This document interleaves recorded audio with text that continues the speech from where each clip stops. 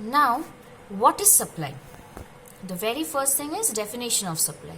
Supply means quantity of a commodity. Quantity of a commodity that a producer is willing to supply. Quantity of a commodity that the producer is willing to supply at a particular price during a period of time. Quantity of a commodity which a producer is willing, okay, he has agreed to supply at a particular price during a period of time.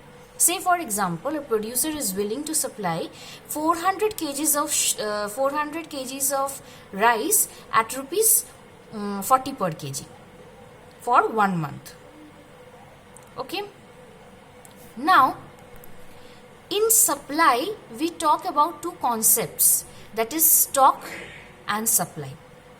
Now, what is this stock concept? Stock means quantity of a commodity which is available with the supplier. Stock means quantity of a commodity which is available with the supplier at a point of time. Amount of the commodity which is available with the supplier at a point of time. This is a stock concept. However, supply or the flow concept is, it is a part of the stock. Supply or flow, it may come, what is the difference between stock and supply, or it may come as this question also, difference between stock and flow. Now, I am doing with only, I will say either supply or flow, so I am doing with supply only. So what is this supply concept? It is a part of the stock concept. Because whatever will be in stock with the supplier, he or she will supply that only in the market, whatever stock he or she has. So it is a part of the, supply is a part of the stock. So stock is a larger concept, supply is a narrower concept. Now what is supply?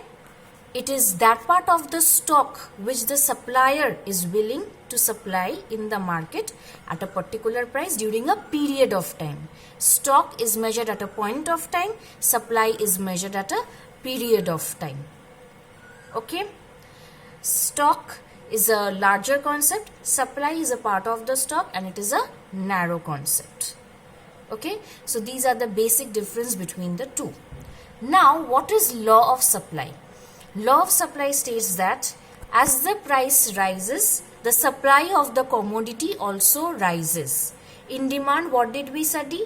Price is rising, demand is falling. So there was a negative relationship between price and quantity demanded, because price is moving in one direction, quantity demanded is moving in the other direction. So there was an inverse or negative relationship between price and quantity demanded in the demand chapter. But in supply, the law of supply is telling that as price is rising, supply will also rise, and as the price will fall, supply will fall. So both the price of the commodity and the supply of the commodity is moving in the same direction, and thus there is a positive relationship between the two. There is a positive relationship between price of the commodity and the supply of the commodity. Okay.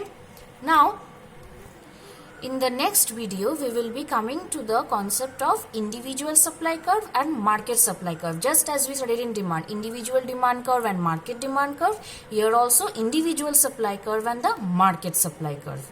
Okay.